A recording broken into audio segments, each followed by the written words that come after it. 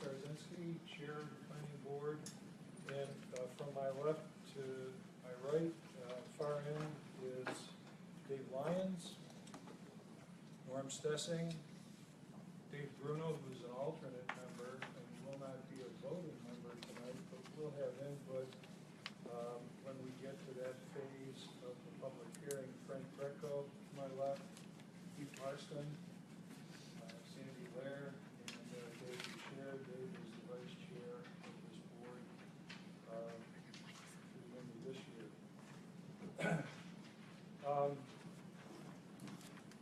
For the board, I'd like a motion to, has everybody had an opportunity to review the minutes from our September meeting? Is there a motion to approve those? Move to approve. Frank moves to approve. Is there a second? Second. Norm seconds. All in favor? Aye. Any opposed? Motion carried. I'd like to suspend the rules to place the public hearing last on tonight's agenda. We really only had a couple of communications. It's really a perfunctory motion, but I would just like to get that out of the way so that when we're done with the public hearing and the board's commentary period, we can simply, at the end of that, move to adjourn the meeting. So I'd like to make a motion to suspend the rules to place the public hearing last on tonight's agenda. Second. Second by Frank. All in favor? Aye. Any opposed? Motion carried.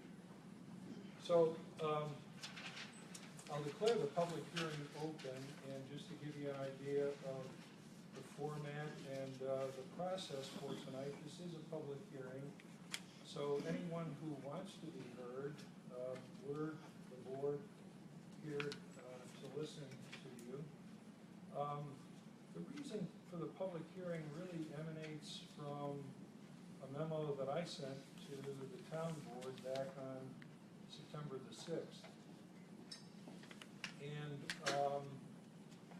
wanted to make sure that the town board recognized that the planning board has the right to receive a referral from the town board and to consider a change in the zoning code, whether it's an amendment or some other form of change. And of course, this whole business of the tourist homes and the tourist home law, as we all know, has been going on now for more than 2 years, probably the better part of 3 years.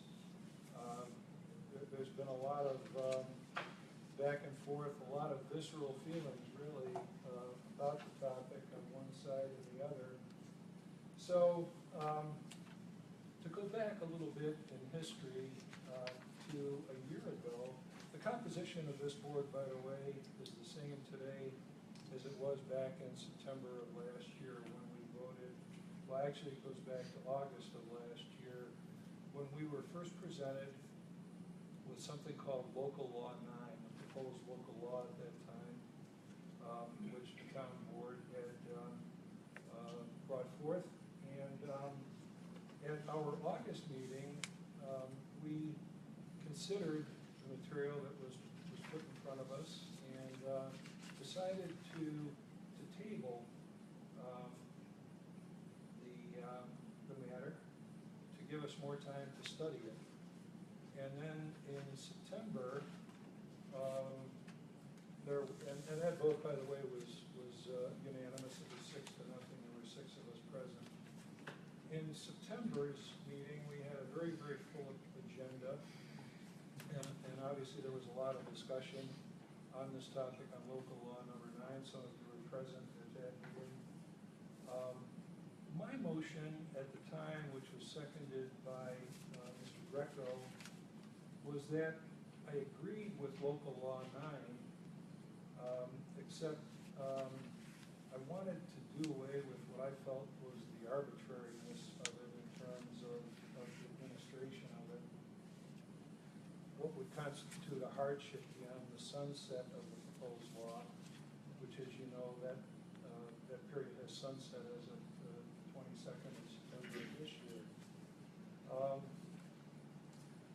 I made a motion to, again, do away with the arbitrariness, but simply to extend the period and have everybody treated the same. I brought forth a suggestion of extended for 2 years instead of a year. And the way the motion was crafted was actually for 18 months. And that motion was defeated 5-2. Mr. Greco and myself were the two. The other 5 members voted against that motion. The motion then was by Dave Boucher and seconded by Dave Lyons, that in light of the rejection of local law number 9 of 2015, in effect, the 5-2 rejected, the law, the town board explore options for regulating tourist homes, including a special use permit and or other appropriate regulations, including prohibiting in the future. So then, thereafter, about a week or two thereafter, the town board,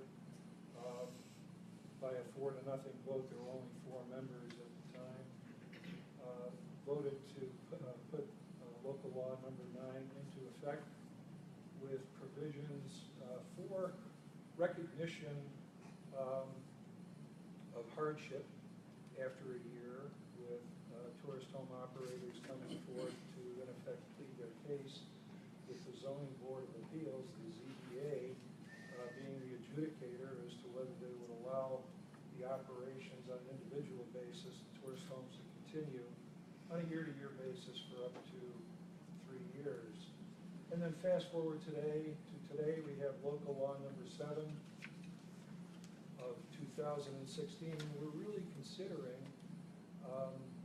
probably at least the 3rd iteration that I can track back, going back to about June of this year, in terms of the body of that law and how it's set forth administratively and otherwise. And as we know, that particular law overturns some provisions that were part of local law number 9, retained a provision, an important provision within the zoning code that expressly forbids, if you will, tourist homes operating in an R district. That's any R district, R standing for residential. So that provision in terms of local law number 7 still exists. That they haven't pulled that out of the zoning code as they have other provisions, if you had an opportunity to read the new law. So that's where we stand at this point. Before I set forth the ground rules for tonight's proceedings, I'm going to respond to a couple of comments that were made at the September 19th town board meeting, which was recorded on video and audio by Kelly Petrie, and appears on Facebook.com/Grand Island News, and I'm sure many of you are familiar with that. I just found out about that particular website about a month and a half ago, and although I do come to town board meetings from time to time, I think it's a terrific public service because we can't all be at these meetings, and some of them, as you know, of late anyway, have dragged on into the night. So I'm not going to call out anybody by name, but one gentleman got up, and this was 2 meetings ago, town board meetings ago, and referred to the president of the planning board, who apparently had solicited him for opposition to local law number 7. Now, I'm the chair of the planning board, but I'm not the president of anything. And that particular gentleman, I won't embarrass anybody by calling out my name, but I've never met him. Probably wouldn't know him if I saw him here, although I saw the video, and never had any contact with him. At the meeting a week ago, on the 3rd, I think it was, another gentleman mentioned me by name, as well as Mr. Greco, suggesting that we should recuse or abstain from voting on the matter because of a conflict of interest. And I can tell you factually that neither one of us has a conflict of interest in the matter. A conflict of interest, by the way, would be viewed as something like, I'm a competitor owner to a tourist home that maybe is being favored by, the law administratively, and I'm not.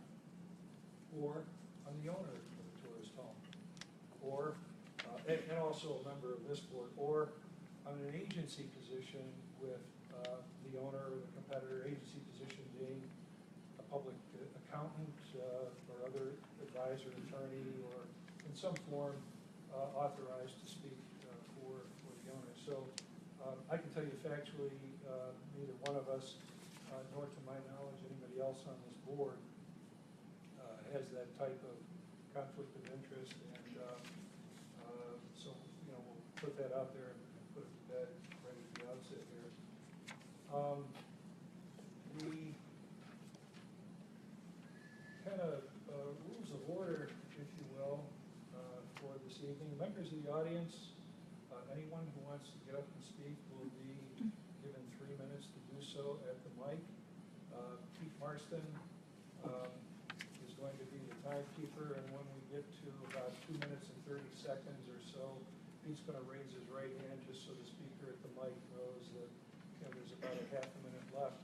I'm not going to cut anybody off arbitrarily in mid-sentence or anything like that at the end of 3 minutes, but we're going to try to keep it to that, because I see about 30 or more people in the audience, and 30 people want to speak. We're about 90 minutes into it. So, and there won't be any second turn for any speaker. In other words, you've got to put it all out there in the space of the three minutes. And we ask that you speak directly to the planning board at all times and not direct comments back to the audience. Really like to keep decorum here and not have any goading or inciting the audience in any way. Statements only, no questions of the board, because this is not a debate. This is your turn to tell us and show us how you feel. Redundancy with an earlier speaker is fine.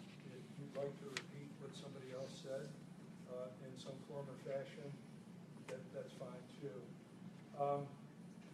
So we're going to run the whole process pretty much as if you're in a courtroom type setting, which is where we are, and so we'll just leave it at that. As each speaker finishes, by the way, his or her 3 minutes, any member of the planning board will have the opportunity to ask to be recognized by the chair, and I'll give them that opportunity, because there may be something someone said that needs to be questioned or interpreted. So for clarity or expansion of a point, we're going to allow that. And then after everyone has had an opportunity to speak, that wants to speak, we will close the hearing. And I'll then turn it over to the members of the board in alphabetical order to give any comments or thoughts they might have on Local Law 9, on Local Law 7, where we should go with this whole process, and what have you. I'll go last in that process. So, any statements anybody on the board wants to make based on their research or their knowledge or their opinions will be free to do so. We'll then follow with any motions that any of the board members wish to make to conclude the process. One of the motions could be, and I'll just throw this out there, we haven't had this discussion among us, but one of the motions could be that perhaps the members of the board haven't had enough of an opportunity to research or to hear what they think they need to hear to make a decision, to forward a recommendation to the town board, because that's really the purpose of this. At the end of the process is to make some form of recommendation based on our review back to the town board. Now, we're an advisory board, so the town board does not have to go with our recommendation. I can tell you